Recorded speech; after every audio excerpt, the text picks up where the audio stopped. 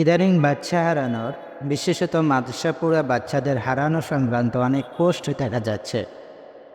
এটা সত্যিই কোনো ষড়যন্ত্র কিনা আল্লাহই ভালো জানেন। মাদ্রাসা বোর্ডগুলোর উচিত আইন শৃঙ্খলা রক্ষাকারী বাহিনীর সহযোগিতা নিয়ে তদন্ত করে কোনো একটা ব্যবস্থা গ্রহণ করা। একই সাথে যারা বাচ্চা হারানোর পোস্ট দেবেন, দয়া করে সাথে সাথে হারানোর তারিখ উল্লেখ করে পোস্ট দেবেন। বাচ্চা খুঁজে পাওয়ার তথ্য জানতে পারলে নতুন পোস্ট দিয়ে আবার সকলকে জানিয়ে দেবেন। যারা বাচ্চা হারানোর পোস্ট শেয়ার করেছেন তারা সবাই বাচ্চা ফিরে পাওয়ার পোস্টটাও শেয়ার করবেন। একই সাথে যাদের বাচ্চা হারিয়ে গিয়ে আবার ফিরে পেয়েছেন, আপনার বাচ্চা ফিরে আসার পর তার থেকে শুনে যথাসম্ভব সঠিক বর্ণনাটা সোশ্যাল মিডিয়ায় শেয়ার করবেন। বাচ্চা ফিরে পেয়েছেন, আর চিন্তা কিসের? ভেবে বসে থাকবেন না। বাচ্চাদের হারানো কাহিনীগুলো যদিও এর ধরন ভিন্ন, কিন্তু এটা আগে থেকে হয়ে আসছে।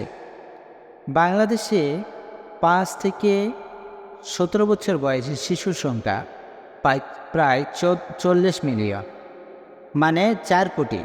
প্রতি 10 লাখ শিশুর মধ্যে গড়ে যদি প্রতি সপ্তাহে একটি করে হারানোর ঘটনা ঘটে, তাহলে সপ্তাহে 40টা হারানোর ঘটনা ঘটতে পারে। এর মধ্যে মাত্র 10টাও যদি সোশ্যাল মিডিয়ায় ভাইরাল হয়, তাহলে আতঙ্ক ছড়িয়ে পড়তে পারে। অথচ এটা অস্বাভাবিক কোনো সিনারিও না, কোনো চক্রান্ত না হলে এসব হারানো শিশুর প্রায় সবই আবার ফেরত পাওয়া যায়। সোশ্যাল মিডিয়ার যুগ, হারানোর খবরের সাথে সাথে সবাই আগেই পোস্ট দিয়ে দেয়। হয়তো বাচ্চা আশেপাশে কোথাও আছে, কিন্তু পরে আর পোস্ট ডিলিট করে না, সবাই জরুরি মনে করে শেয়ার করে। সবাই এখন আতঙ্কিত। এমনিতেই ঢাকা একরকম মুরগির খোপে বসবাসের মতন ব্যাপার। ছেলেমেয়েগুলো মাঝে মধ্যে বাসার সামনে আশেপাশে একটু খেলতে যেত, তাই ইতিমধ্যে বন্ধ। দারোয়ানরা সতর্কতাবশত গেট লাগিয়ে রাখে।